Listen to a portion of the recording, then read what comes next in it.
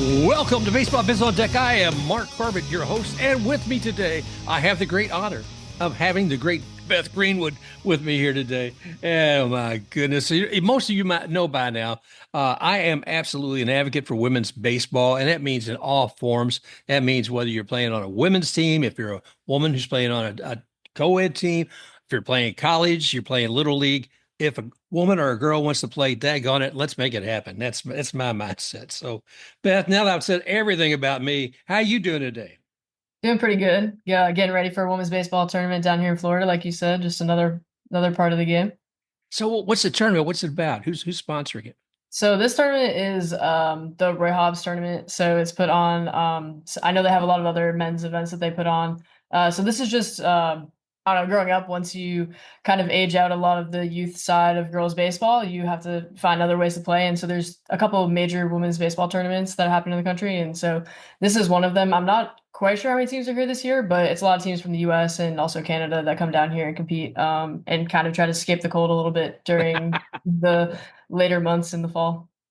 It's funny you say that because I was working at the museum today, and one of the guests was from New Hampshire. He said, "I came down here to get away from the cold." I said, "I think I'll be talking to somebody from that area too." Yes.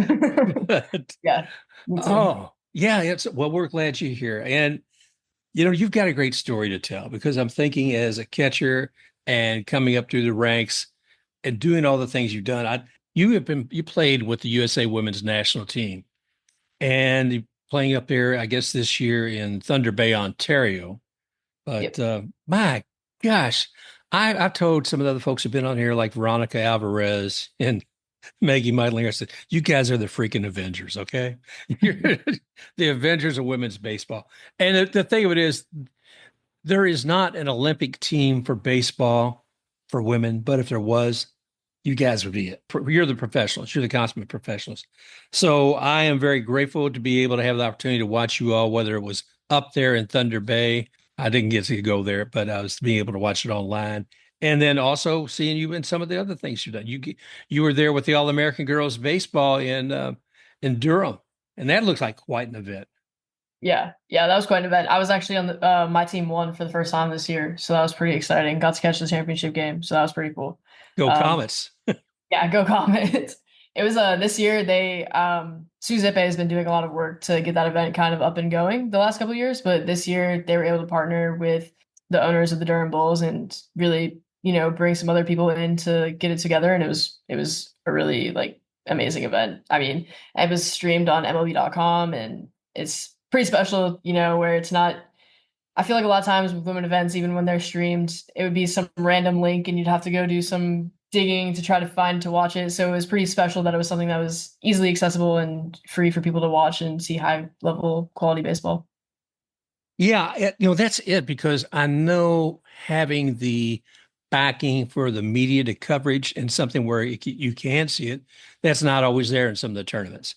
So the ability for that, I was really glad to see that. I know if I went to the all girls baseball website, they have actually links to the video for each one of the games, and that'll take you to an MLB film room where you can see it from there, and it's very nice, very polished.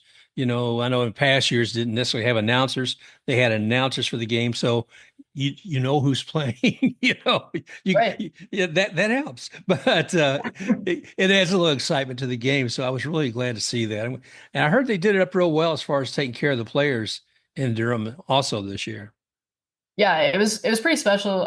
So leading up to this, like for this past season, I was a development coach in High A for the Phillies minor league team, and so I know what that side of it looks like. And when I say that we were treated, the same way that those players were treated like professionals, it was pretty special from the second we got there to the moment we left. Like the Durham Bulls and everyone else who was involved with running that event really treated us, the same. Access to the facility and good spread and great hotel and stuff like that, little things that matter, that make you feel and are treated like the professionals that we're trying to make, trying to be and create eventually. Right. I mean, exactly. To be treated with respect and be honored for the professional that you are, because people, a lot of us like to play a game, but if you want to play at the level that Beth Greenwood is doing and some of those other women, it takes a commitment above and beyond. And I'm looked across your career. I was like, my gosh, some of the stuff I read, Beth, it's like you had to be resilient. I mean, a lot of us are told no, sometimes in life, and some people just turn around and will say, "Oh, daggone, well, I guess that's it." But you're resilient. You came back. Was it four times with one of the was it the national team or? Yeah, so I first tried out for the national team in 2018. I was top 40 in 2018, but missed the top 20 cut and then continued to miss the top 20 cut until the 2023 roster, which was frustrating. COVID got in the way of things, but Yeah, it was a lot of, I thought 2022 was a hard year. Like I really thought going into that room with the coaches, because the way they do it, there'll be an open tryout typically, and then you'll have your top 40 training where you train for additional period of time, and then the coaches make their decisions, and then they bring you in one by one, and you kind of go in the room with all the coaches, and it's nerve wracking, and you're like, oh my yeah, god, like you're about to find out, like especially because there isn't a professional league yet, and there isn't an Olympic team, so like this is the highest level that women can play at. And so you go into that room really nervous. And I remember 2022, I really thought, I had broke that barrier and gotten in, and so it was a lot, but kind of being crushed and being able to continue to figure out how to continue to get better as myself, like as a person and a player, and finally be able to crack that roster in 2023 and then continue that in 2024, sorry. So yeah, it's pretty exciting. well, that's it. Like I said, figuring out how to crack it because I looked at that 2018. I guess the 40 players coming up, and there's you. There's some of the folks who've been there for a while and done well, like Tamara Holmes. Let's see, I think Meggie Meidlinger was there. Yep. And then a lady who Meggie actually introduced me to, as far as she said, a person who inspired her, and that was Ila Borders. And Yeah. Ila, man, I got to talk with her. I'd read her book recently, and it just knocked me down. And the challenges that a player has to go through, and I know she's had them. She's been playing professionally, and with a bit of a roughneck crowd, some of them from the stories she tells, Yeah. but she wanted to play the game. It was the most important thing to her, and she did what it took to stay there. So I could congratulate you on that. And I'm thinking, look at those 40 women. I think, my gosh, it had to be hard for Veronica Alvarez to make some calls on some of those players because you look across them, and there's such a supremacy of the game that you all have that it's like you almost have to split hairs, I would think, to say who's Yeah. going to be on that team. But I think it gets harder every year too. I think that the talent pool, especially with different organizations like MLB develops supporting and Baseball for All, like really helping bring the youth talent level higher. Some of those kids are starting to age up and be able to compete and try out for the women's national team. And so I think it's probably getting harder for that coaching staff year after year, which is exciting because that means that the competition is getting better and we're just elevating the game yeah, overall. So it's cool. Yeah. well, kudos again on that. Let's actually get into the game a little bit because you're a catcher for the team, correct? Yeah. Yeah. I mean, I look at that. I always wonder about a catcher. I think I see a catcher. I'm always thinking, is that a manager for tomorrow? Because they see more of the game than anybody. And you look even across MLB and some of the managers over time, and you certainly see some that you say, "Oh, that guy's a catcher. That guy's a catcher." And I mentioned the Tampa Baseball Museum I work at. It's in the house of Al Lopez, and he was one of the first Tampanians ever into the Major League Baseball Hall of Famer as well. But the thing of it is, he was a catcher, and then he was a manager for the White Sox, and also a manager for the Cleveland Indians. And I ask kids when they come in what position they play. If they say catcher, I have a fun time with them because I tell them, you're the one that gets to make the calls. You're the one signaling the pitcher what that next pitch should be like. And Oh, yeah. so, I mean, that has to be an exciting role in the game that you're playing. Yeah. I mean, I've been catching since I was 8 years old, so it's something that I fell in love with pretty early on and stuck with. But for me, I always loved because I just felt like no one gets to see the field the way you get to see the field, and you're kind of like the quarterback of the team. And obviously, we have to take care of our pitchers and make sure that they're able to perform their best, but like we're managing that. So we're managing a lot of different things going on and managing a running game and, pitch calling and this, that, and the other. And so it's pretty exciting. And it was my favorite part, just growing up too, especially with the guys, because in my opinion, obviously I'm biased, but it's the toughest position. You're getting beat up like heck back there blocking. And so it was kind of the type of position where it's like you prove you can hold your own there, like Mhm. you can hold your own anywhere. So Respect for the catcher, kid. That's like, yeah, because no one no. else wants to do Well, it. that's it. I mean, you look at that, and it's like, good gravy, man. Yeah, who's going to say yes, me please, me please? That's. I think Veronica said that's how she actually got to play because nobody else wanted to do it. Well, that's what happened with me. That's why I started catching. When I was 8 years old, I had a coach. At that point, only two girls in the town still played baseball. And even then, our coach didn't think that girls should be playing baseball, so we didn't get to play that much. And we had one boy on the team who threw really hard, so none of the other boys wanted to catch for him. So I was like, I'll catch. Like, I just want to play. And that's how I started catching, and I never looked back from that. Let me ask you, as a catcher, I mean, you have to have a level of confidence because of what can be coming your way. Whether it be speed or something bouncing off of the plate and up into a catcher's mask. And there's that batter, and there's umpire. I always feel like the catcher is almost like in a baseball sandwich, with all of that, and still able to manage it. And it always amazes me sometimes when I'm watching the MLB game and I see it doesn't happen often, but catcher interference. I thought, yeah, how could you not have that not happen more often? It's like you're all in this compact little place and you're trying to make sure you control it. So when that ball's coming in, you being able to control it so that it's not going back and be able to have somebody run in or run from third or something. So what's the challenge there for you? Is there anything special you see as a catcher?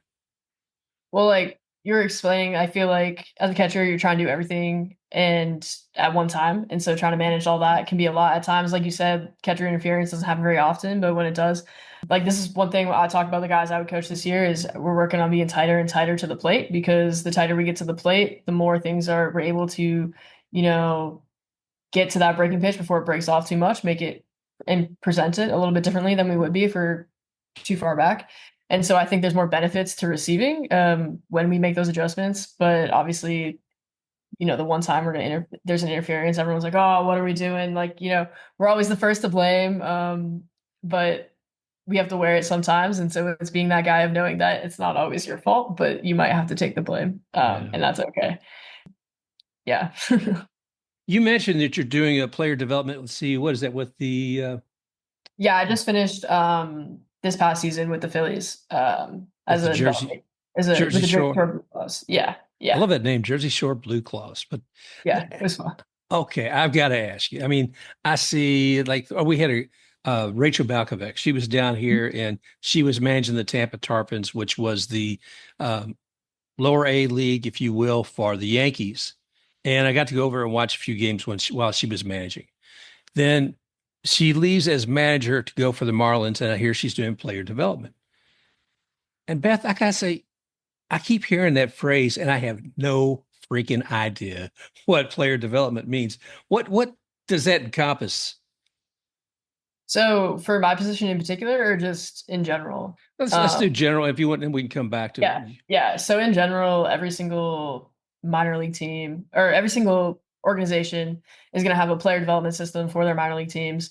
So that's basically all encompassing training, player plans. How are we going to get this player to the big leagues? And so it's everything involved in that. So it's actual coaching, skill works, drills, but that's also nutrition, weightlifting, data, technology, how it's everything involved in like how we can develop a player and eventually hopefully get them to the big leagues. So that's what player development is essentially is every single resource that and tool that is used to make these kids as good as possible. And when I say kids, I mean kids. Some of these players that are coming up, especially from the DR or Venezuela, they're Yeah. quite young, and so it's not only developing them as players but also developing them as people.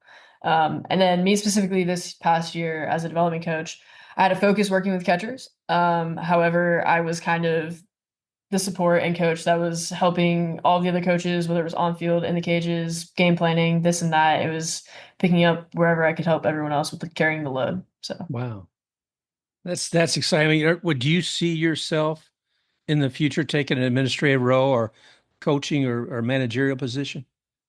Yeah, I think right now, so I'm 25 right now, so I'm trying to figure out, Yeah. everyone wants to know like what do you want to be when you grow up? But I think for me, I don't necessarily dream of, coaching in the big leagues or something like that. For me, I really hope that in really am excited for the potential of a women's professional league. Like I really dream of being a manager or GM for a team in the women's professional league after I'm able to have my own stint of my playing career. Right, So that's right. what I hope to that's what I hope to do. But I definitely this past year as a development coach with the Phillies and my fellowship leading up into that showed me that I really enjoy being on field and interacting with players and just helping be able to grow the game. So that's where I'm hoping to be. But I really am hopeful that this could continue on the women's side and that I can transfer the skills I've learned thus far and into helping launch and support the women's league. Really looking forward to see how that's going to develop because one, I Yeah. know that Sue's already put together a lot with the All-Americans girls baseball. And now that the Durham Bulls, I guess the owner Goodman is kind of put that under his feather. So I haven't really seen yet how that's going to sync necessarily with some of the things Baseball for All is doing. I'm hoping there's actually going to there's not a duplication of resources. There's a way to make that the best. I feel like again, I know I'm prejudiced because I know Sue and I've been watching it for the last 3 years, American Girls Baseball Classic, but that the level of talent that's been there, we're not just talking about walk-ons. We're not talking about somebody who's on a kids league somewhere. We're talking about professional levels. And because when I look out there, I'm just here, just for grins and giggles. I'll bring it up and see.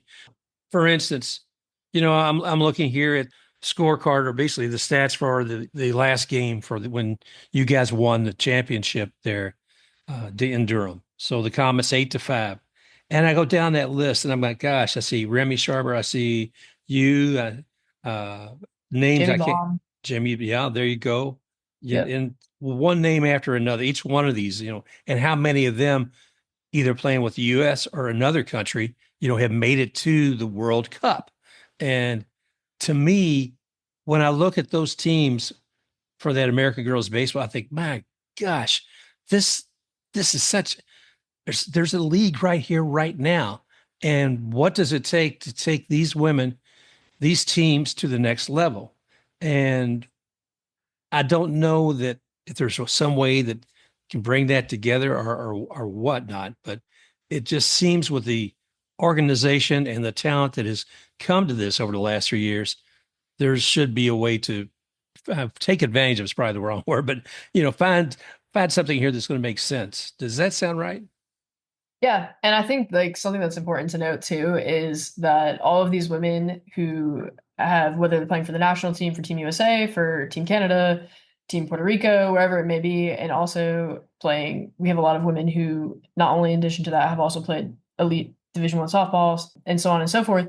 So you have a lot of amazing athletes who have done this without being able to like do this as a profession. I have a job. Other Meggie is an architect. You know what I mean? So people have found ways to be elite athletes and still have to do these other things. So I think when there is the creation of a women's professional league, being able to have the opportunity to really focus on being a professional athlete and not having Mm-hmm. to be a professional athlete and, five other things, I think you're going to continue to see this level of play continue to elevate. Well, I think you're right there. I mean, because I know a lot of times with the athletes, the women athletes that are coming to these things, their hotel and their meals, travel is taken care of, but not necessarily being paid. Right. And Right. I know you mentioned architect because I think of Meggie Meidlinger. And Yeah. she's an architect. And Yeah. then Veronica, I don't know if she's still doing it now, but besides, she's got a job with the A's. But I mean, Yeah. also she was a firefighter and Firefighter. Some of my ta other teammates were firefighters. Holmesy's firefighter. Valerie Perez, who's our starting shortstop, firefighter. Danae Benitez, our catcher, she's working on being a firefighter right now. So it's just everyone. That's a common one, but yeah. So we've found ways to figure it out, and definitely being able to have events where everything is covered makes it possible. However, that next step is being able to, I think, where you're going to see a huge jump because level of play is already high. So being able to see what that looks like when this is everyone's full time job, I think would be pretty special. well, I'm looking forward to that time because I mean, to see talent like yours, it shouldn't be squandered. And I mean, I'm glad this is the first year I saw with the All-American Girls Baseball Classic that you all were able to have, like you said, those shows broadcast. They did that through Durham, and I love it. That's there. It's on the film MLB film room. I'll put some links at the end of this. And those are the sort of things where you can continually put it in front of people and remind them about this game. Because a lot of folks are saying, well, didn't they do that like in the 40s or 50s? And wasn't there a women's team back then? It's, yes, sir. And open your eyes. There's things that have actually been happening since then. But Right. oh gosh, I gotta tell you, Beth. I'm sorry, I tend to go on sometimes, but I'm just so excited about the prospect of a women's professional baseball league, and I know from everything from International Women's Baseball, the group that I can't think of her name right now, Leslie It's like Heafy, Cat Williams and Leslie. Yeah. exactly what they do, what Sue does, what Justine's doing. And I just hope to see all those things coalesce together so that they're strengthened and can make it Right. happen sooner, make it Yeah. happen better. But I wanted to ask you, did you have a player that you looked at as you were growing up saying, that's the kind of catcher I want to be, or did you have any favorites? Yeah. Well, I mean, so I grew up a Red Sox fan. And I grew up in the early 2000s. So I looked up a lot at that time. Like Jason Varitek was my favorite catcher. I think, as I continue to get older, there was less like specific players that I like looked up to because it's hard when you don't have someone who kind of looks like you to Yeah. like look at that. So I started looking towards people, on the national team who I used to look up to and then became teammates with, and they became my coach and stuff like that. People like Veronica and Malika and Anna and Maggie. So, Wow. um, but yeah, when I was really young, I used to be like obsessed with Jason Varitek. It's always great to have somebody there to just inspires you or excites you about it. But it's interesting you two talk about some of the other players on the USA team. And I remember years ago when I was in radio, and I was a big fan of a couple of DJs, announcers back then. And I got involved with radio, and then I found myself working side by side with them, and it was like, "Ooh, this is so cool!" Oh, and they're real people too. Okay, Yeah, but the thing of it was, you didn't melt in front of them. You became part of what that whole machine of the USA Women's right. National Team is. So that's just amazing. I'm trying to think if there was other things I asked you about as far as player development, because like I said, that's always been something like it just sounds so Yeah, generic. I was never, it and I is. thought, well, and I knew, Rachel Balkovec, if they put that by her and she's with the Marlins, and I know Yeah, what I had read up on her long before where she'd been like a strength coach, I think, with the Yankees, right. Yeah, and then phonetics she and was a hitting coach and then a manager. Yeah, she's worn a lot of hats to get to where she's at, and she's made sure that she was qualified in every single area possible to leave no doubt. But yeah, I didn't realize because I met her pretty early on when I became a fellow with the Phillies. Actually, I was helping out with the Threshers in Clearwater, and they were playing against the Tarpons in Clearwater, and so I met her. And at that time, when she was managing, I had no idea that she was interested in front office stuff. So I was excited for that move for her. It's a pretty big promotion. Becoming director of player development is a pretty big deal. So it's pretty exciting and exciting to see what else she continues to do on that side. okay. I got to tell you, my wife Karen and I, we went to watch a Threshers and Tarpons game over there, George Steinbrenner. Oh, And really? and yeah, and it must have been a rough week because there was a hit by pitch, and I don't know if you were there that day, but both benches emptied out, and it took. Okay. Yeah. Were you there? I wasn't there. I was working in our complex that day. I have seen the video many a times. I have rewatched some of the videos. I posted some But of that. a lot of emotion on that whole week leading up to it. There was a lot of emotion between the two teams. I think you have two organizations that are very passionate and get very fired up about protecting their teammates and protecting their team. So I think there was a lot of that. Oh, and some of that comes with youth and passion, and probably even more competitiveness in some ways at that level. But I looked at her and I said, "Wait a minute, look over to Karen. You realize at this level, they've only got two umpires out there." I Yeah. said, and they're going to try to manage and pull this apart, So I said, either sit back for 20 minutes or they're going to call the game. We'll figure it out. But it's to me, minor league ball is some of the most exciting ball out there because I think the competitive level, trying to make it to the show, working the way up. and that energy and trying to find their own talent and ability to deliver it. So I admire what you're doing and have done with the Phillies. But wow. Oh, goodness gracious. I mean, I was sitting here thinking, you were just telling me about the tournament you're uh, Yeah. in Fort Myers, Florida this week. Now I keep thinking to myself, I thought if I was Beth, what would my calendar look like? I mean, she's been to Thunder Bay, Ontario. Yeah. She was in Durham. There's probably two or three other ones I can't think of that you were doing. And you and the rest of your crew, it's like, my gosh, you got those little special miles built up with your airlines Yeah. that you.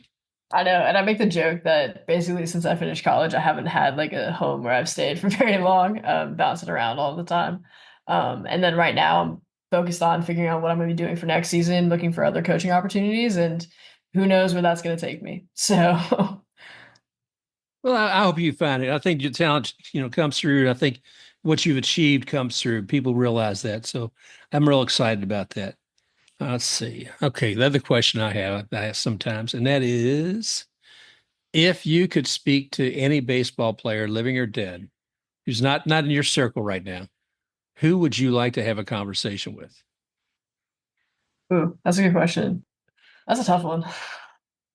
Um, I don't even know. I think that for me, maybe it's not, I don't have like one specific person in mind, but and I've met some of these women, but for me, I'm passionate about baseball in general, and like men's players, but you get me talking about women's baseball, I could go on forever. Like women's baseball, I'm like um so beyond like passionate about it. So I think for me, I've had the pleasure of meeting some of these women, but I think, just to be a fly on the wall back in the 1940s and 50s, just to meet Yeah. some of those women and, go to some of those clubs and that they would used to go to and be around that, I think that would be that would be like my pick. I don't have like one specific person. I have had the privilege to meet some of the women who did play back then, Yeah. and have some, connections with a few of them. Mabel Blair is a classic one that everyone knows.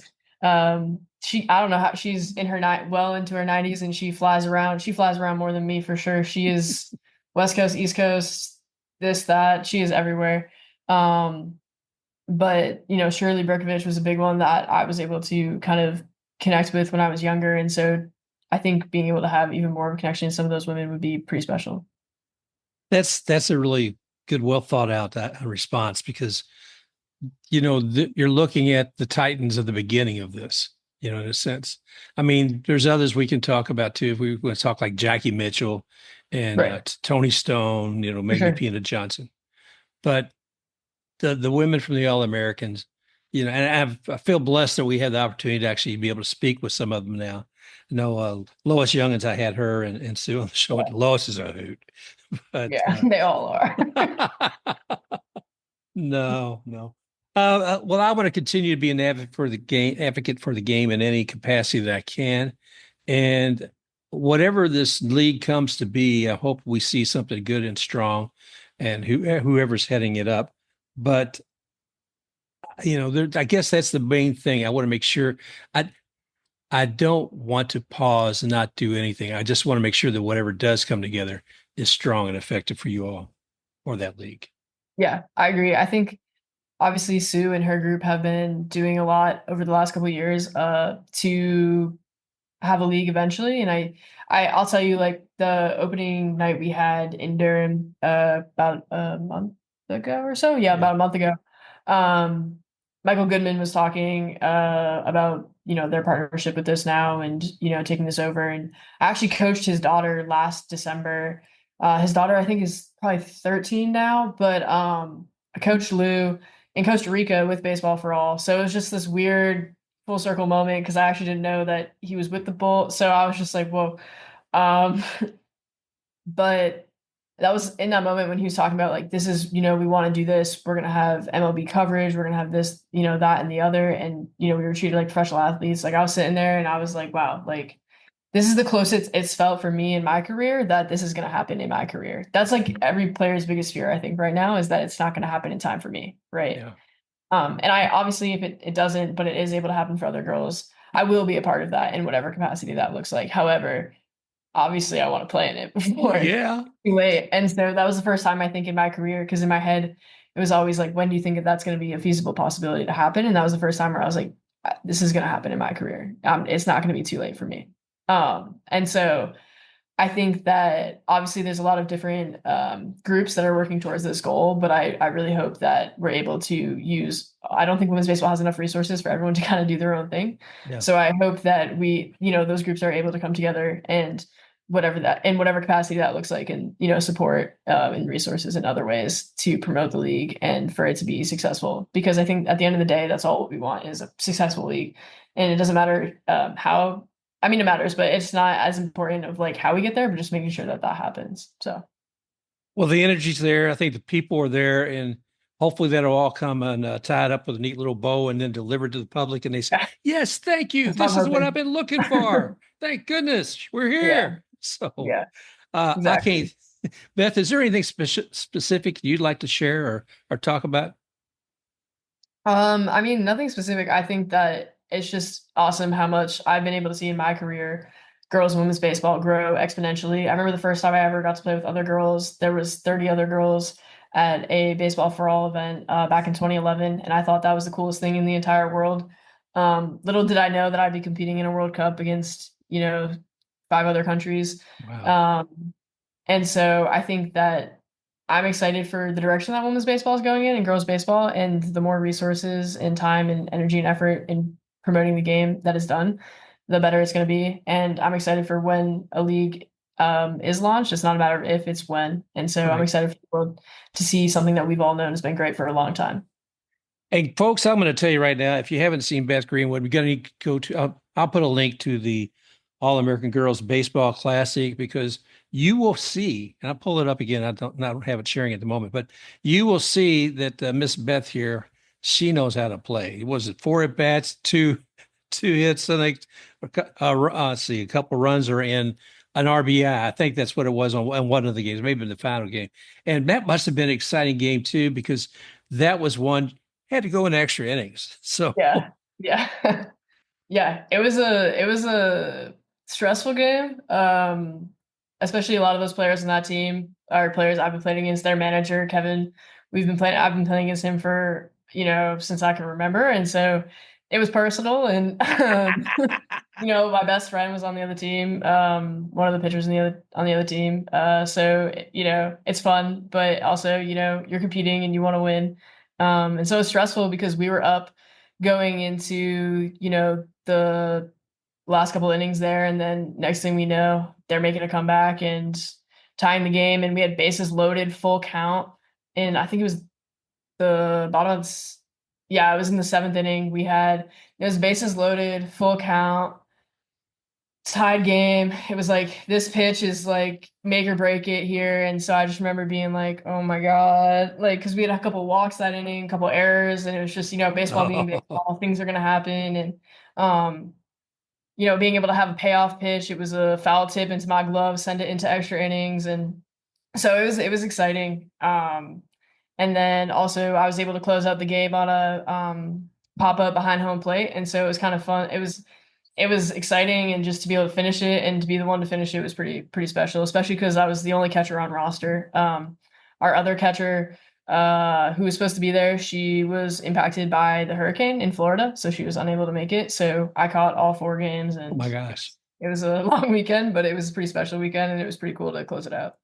Well, congratulations on that. Thanks for sharing that too, the last part of the championship game there. Because I mean it is exciting. I mean, to be able to visualize that, but you can again, you will be able to see you'll be able to see Beth. I'll put a link at the bottom of the show here to that game and the others as well. But Beth, I can't thank you enough for coming and sharing your time with us today. Yeah, for sure. So happy that I was able to come and continue to share the game.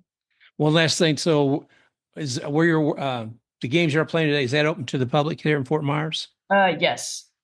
If you go on the Roy Hobbs website, they'll have information about it.